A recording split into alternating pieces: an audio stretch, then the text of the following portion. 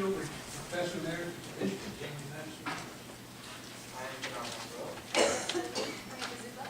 Matthews. Cole McDonald, we're all freshmen at Northwood High School, and this is our teacher, Mr. O'Brien. Good morning. Welcome back. Today we're going to do question 2. Question 2 is, what are the primary similarities and differences between the free exercise and the establishment clauses of the First Amendment? Should organizations that oppose certain requirements of the Affordable Care Act because of their religious beliefs be required to comply with that law? Why or why not? Compare the First Amendment's free exercise and establishment clauses to Article 18 of the Universal Declaration of Human Rights. How are they alike, and how are they different? You may begin.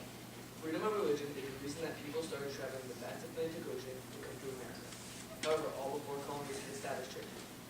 It wasn't until 1786 that Justice Brackett in Virginia passed the Virginia Statute for Religious Freedom that proclaimed, quote, all men shall be free to profess the matter of religion, unquote.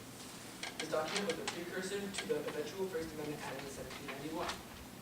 The right to freedom of religion was split into 2 parts, the Establishment Clause and the Free Exercise Clause. The Establishment Clause prevents government actions that would establish an official religion. The Free Exercise Clause makes sure that the government cannot interfere with the religious practices of individuals nor prescribe their religious beliefs. Although the founders did not want an established religion, what type of interaction could occur between government and religion was unclear. Since then, the government and people are still trying to decide if the Establishment Clause and Free Exercise Clause are to be interpreted. The Establishment Clause of the First Amendment prevents government actions that establish a real and official religion. In an 1802 letter that Thomas Jefferson described, the Establishment Clause is, quote, a wall of separation between church and state, unquote. In the case Everson v. Board of Education of Union Township, the true definition of the Establishment Clause is further defined. Justice Hugo Black wrote that the government must not in one religion, in all religions, or prefer one religion over another, unquote. The Establishment Clause is so controversial because it is open to interpretation. Religious activity in schools has also been up for debate in issues such as student the flag and pledge of allegiance. In London v. Kurtzman, a test was created that involved 3 standards for deciding whether private or state aid to religious schools is constitutional. While the Establishment Clause prevents government from aiding religion, the Free Exercise Clause stops government from burdening religion. In Campbell v. Connecticut, the Free Exercise Clause was incorporated for the first time and applied to the states. The Free Exercise Clause is not as controversial as the Establishment Clause, because all Americans believe they have the right to respect religious beliefs in a private sphere of society. The Free Exercise Clause has recently come into consideration at the Affordable Care Act, ACA, was created in 2010 so that all Americans could have and afford health care. Affiliated with Hobby Lobby stores, the employer filed a lawsuit with the ACA violates the Free Exercise Clause because they believe that by giving their employees health care insurance, and including contraceptives, it would violate God's law. Hobby Lobby stores provide business in the Bible because of their religious backgrounds. They believe the ACA violates the Religious Freedom Restoration Act of 1993 because it places a burden on a person's religion to free exercise. The Supreme Court will decide this issue is America's experience with religious freedom has had a widespread impact. For example, Article 18 of the Universal Declaration of Human Rights states that everyone has the right to freedom of thought, conscience, expression, the right to be left alone, and the right to manifest a religion or belief in teaching, practice, or observance. The influence of the First Amendment is clear.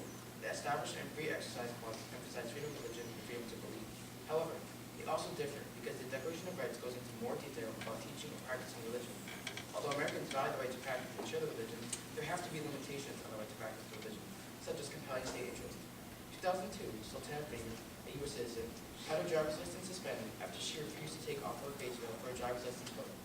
Freeman believes that her free exercise rights were violated by being forced to do something against her religion. In a circuit court ruling, Judge Janet Thorpe decided that, quote, Freeman did not prove that the photo requirement itself would substantially burden her right to free exercise of religion, or that lifting her face veil in a private room for a photo in front of a female officer would be such a burden. Even though the Free Exercise Clause and the Establishment Clause are both in the First Amendment, they protect religion in different ways. Today, there is still debate about whether or not the Affordable Care Act violates the Free Exercise Clause. As decided in Campbell v. Connecticut, quote, the Free Exercise Clause embraces 2 concepts, freedom to believe and freedom to act. The first is absolute, but in the nature of things, the second cannot be. All right. It's going to take us a very brief answer. Why the First Amendment and that clause in the First Amendment guaranteeing religious freedom? Why did the framers think it necessary to put that? The framers thought it was necessary because America was basically founded on freedom of religion. That's why people came to the New World in the first place, to escape religious persecution.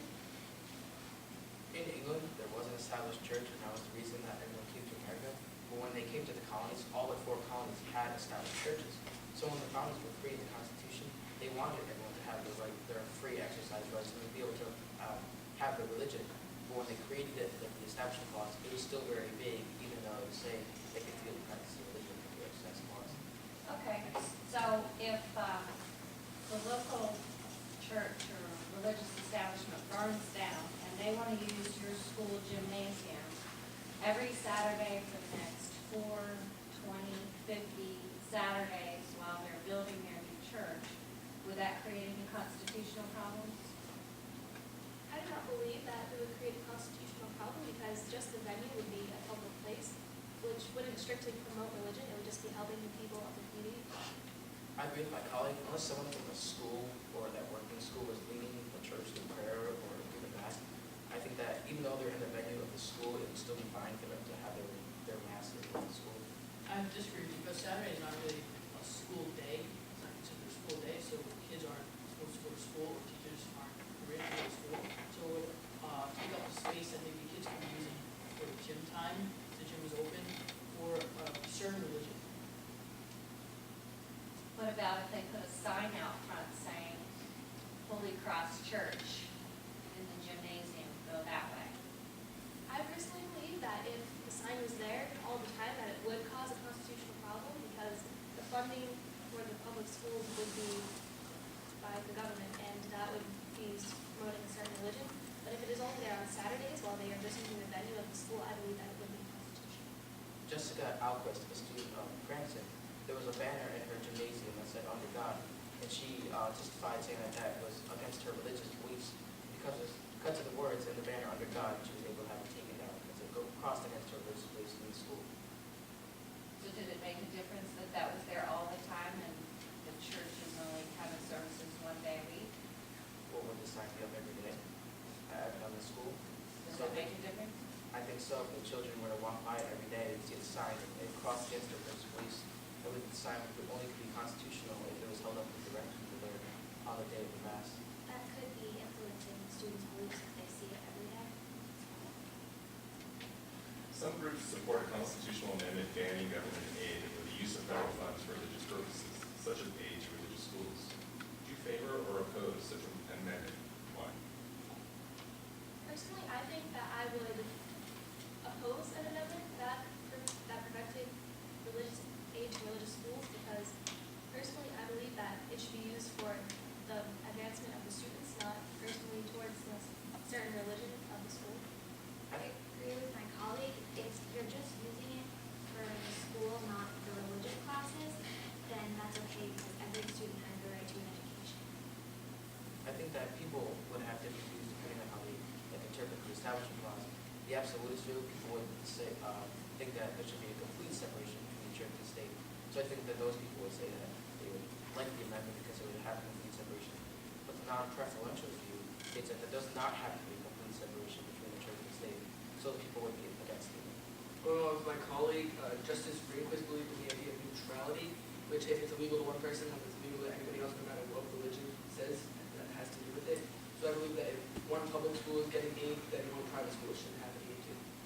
Doesn't that support religion? If you're giving money to a private school, a religious private school, then they can use that money. They don't have to pay for a secular class. They can use that money to pay for religion. But it's still going to the children's education. What if the religion that says it's a supremacist school that says only white people are superior and everybody else are bunch children? It would only depend on what the money's going for. If it's going for the textbooks and the school supplies for the children, and it's decided in Lemon encouragement. The reason that the law was unconstitutional in Lemon encouragement is that some of the money went to teachers' salary, which would violate the third rule of the Lemon test that is a necessity entanglement. It can also connect back to Emerson v. Board of Education, when it can be the parents' choice to send their kid to that private school. But should the public support reprehensible positions? I agree with the decision of Mitchell v. Home where it should be used where that funding should be able to be used directly towards the students and not affiliated directly with the religion, but just for the sole purpose of the education, not for any of the religious teachers or practices. So even though it allows the school to shift money from one discipline, say, they shift, no, they no longer have to pay for English, they can just shift all that money to, because they're getting federal funds or any money, public funds, they can shift it off to religious education. I believe that funding wouldn't make it necessarily a whole subject would be covered, whereas I believe that the funding would be able to be split among all the subjects, where the school does not have an excessive amount of surplus money put specifically towards their religion. What is a wall of separation? A wall of separation is how large there is a barrier between church and state. So a very large wall would be considered that only funding from the government could go to public schools and nothing would have to do with religion at all, or from the promotion of any specific religion. Thank you very much.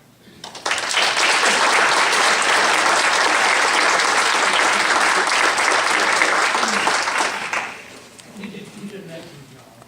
And one thing that I was most impressed with is you do know a little bit about your history. That the reason we religious freedom clause in the First Amendment is because most of the colonies, but most had an established church.